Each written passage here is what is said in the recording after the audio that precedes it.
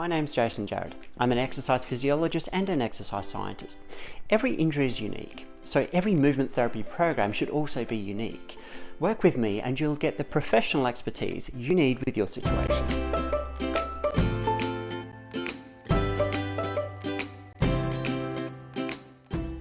Hi and welcome back to another episode. Today's going to be quite a short one, and what I'm planning to talk about is for when you're in self-isolation or quarantine, you're stuck at home and you can barely go out. How habit is obviously important, but it's also very important to have a spot or a place that's set up, that's ready to go, and that is, if possible, dedicated to your home exercise and your home program. So there's a number of issues when it comes to working out at home, particularly when you're not used to it.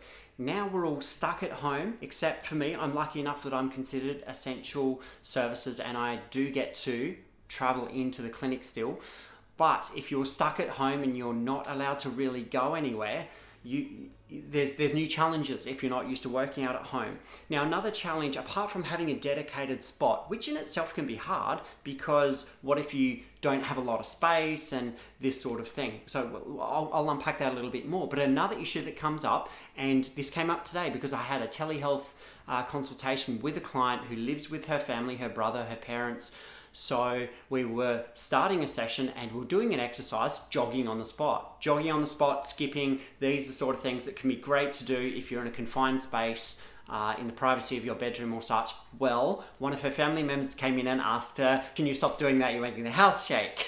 Well, it's like, so this is the sort of thing that we're going to come up against when we start exercising at home and our family or our partner or whoever we're living with isn't used to it, and we haven't discussed it with them, what would be appropriate, what would work for them, and it's not a habit yet and people just aren't used to it. So we need to unpack this issue, and if you're not used to exercising at home, these are the things you're going to come up against, and it's going to be important to consider that. So like I said, let's unpack this a little bit further. The first thing, and I think it's a priority, is to make sure you have a spot. Have a spot where you do your exercise. Obviously, for the moment, we're at stage 3 lockdown in Melbourne, Australia, and you can still go out for a jog. You're allowed to. That's a legitimate activity. One of the few things you're currently allowed to do that's considered an essential activity. You're allowed to go out for your daily exercise. That doesn't mean loitering and hanging around. You're allowed to go out and jog and do your exercises. If that works for you, I encourage you to do that. If we get locked down further, I don't know how it might escalate, but if you needed to exercise at home or you don't want to exercise outside, or it's raining or whatever, then it's going to be really important to have a spot. Now, if your place is too small, you can still have a spot, and what that means is have a yoga mat or a gym towel. Have a mat or a towel that you just use for your exercise. It's really important that, for psychological reasons, you get yourself into the habit and into the thought process, and you have a ritual. Ritual is really important for humans, and I think part of coming to a clinic for your rehab program, or if it's just for fitness, going to a gym or going to the outdoor gyms, which are also out of bounds now, so you're not even allowed to use those.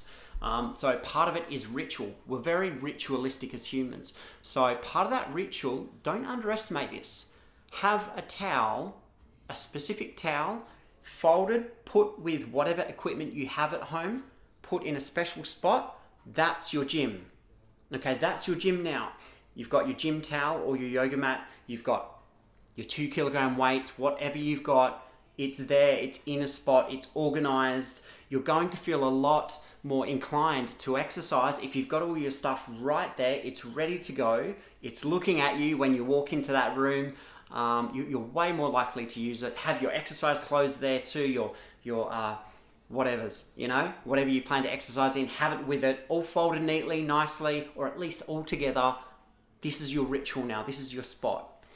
That's the first step.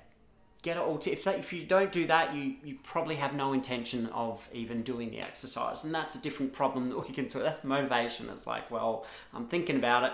I know I need to do it, but I'll do it next week. Well, yeah, I'll do it. Will you? So that's the first thing. Now, the second thing, it's pretty big. Like I mentioned, my client's brother walked in and asked her to stop jogging on the spot. So this is going to happen to all of us. Your partner might be working from home. You might be working from home. Everyone's in the same house. How can you exercise and not feel like you're self-conscious? So a lot of people don't like exercising in front of family or partners or whatever, and that's fine. So they might want that privacy. How do you do it without interrupting others and without inconveniencing others? Now, it depends on who you're living with and the family structure. Some people are obviously a lot more chaotic. Some families are just, you do whatever you do and there's no real negotiating. Things just happen as they happen. So it depends. I can't really tell you what the solution is. I can give suggestions as to what's helped.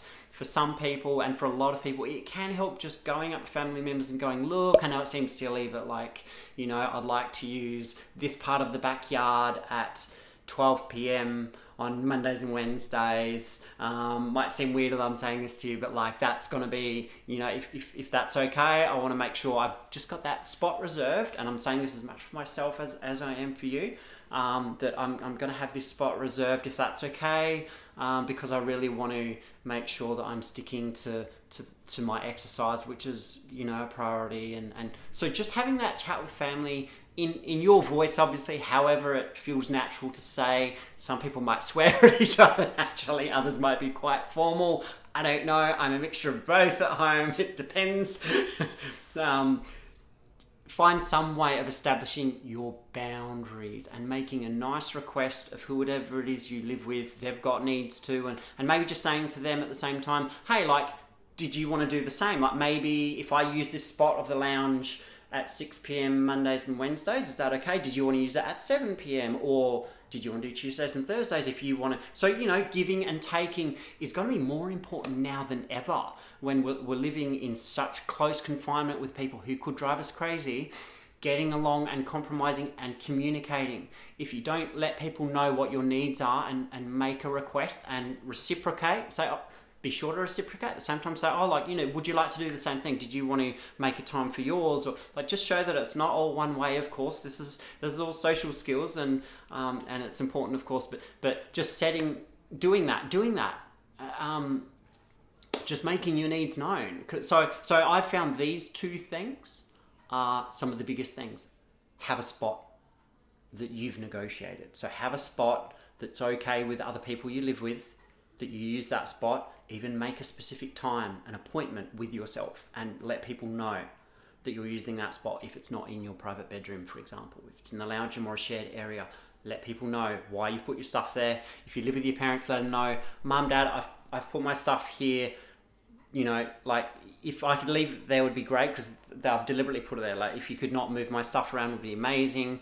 Or let me know where else I can put. You know, now's the time where we're going to have to learn how to communicate better than ever. So, and this is the struggle with home exercise, is you've got to be disciplined enough to want to exercise, but to exercise at home, in a way, takes less discipline because it's easier because your stuff's there, but also it might take more discipline because you're going to have to learn to communicate with people and set boundaries.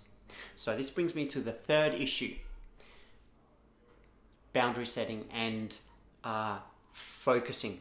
Distractions.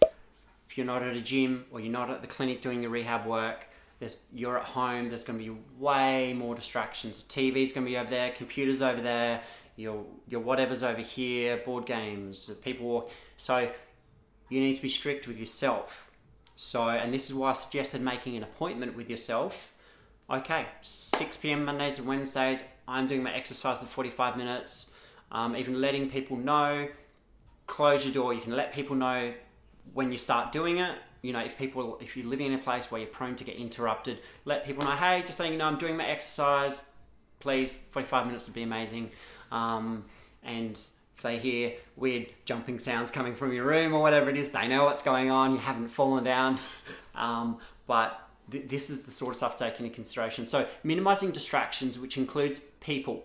We really don't want people walking in the middle of us doing our exercise. It's going to distract us. It's going to strike up a conversation when really you need to be focusing, or it's better if you focus on doing what you need to do. So minimizing people distractions. turn off your phone if you need to turn it off, or put it on silent, or whatever. Be away from the telephone. Okay, you can be away from the telephone for 45 minutes. Believe me, the world's not going to collapse without you for 45 minutes, or emails. So minimize distractions. Put stuff away that's going to distract you, or choose a spot in your house that's not going to be highly distracting. If you've got a backyard and it's not too cold or raining or anything, a backyard might be a good spot for your spot. Or the park across the road could be a good spot to do it. Great for minimizing distractions when you actually go outdoors. So they're just the things that occur to me today, guys. I'm sure there would be other things that are major considerations, but this is the stuff that keeps coming up with people that I've had conversations with so far. So again, just to recap, have a special spot where you keep your stuff.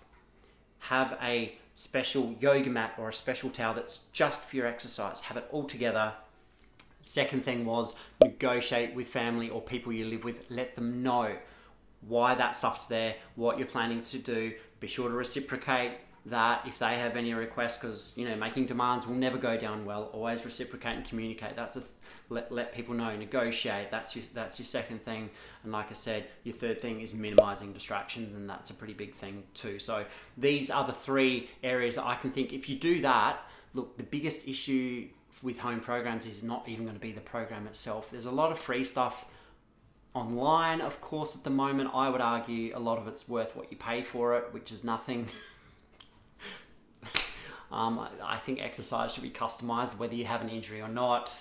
Look, if you want to try the free stuff, try it. But I'm a fan for customized exercises.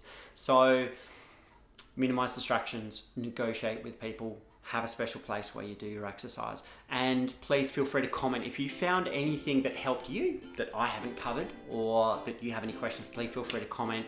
Like the video if you like the video, subscribe, yada yada yada, and I will talk with you soon. Please don't break isolation or quarantine, and stay safe and cheers.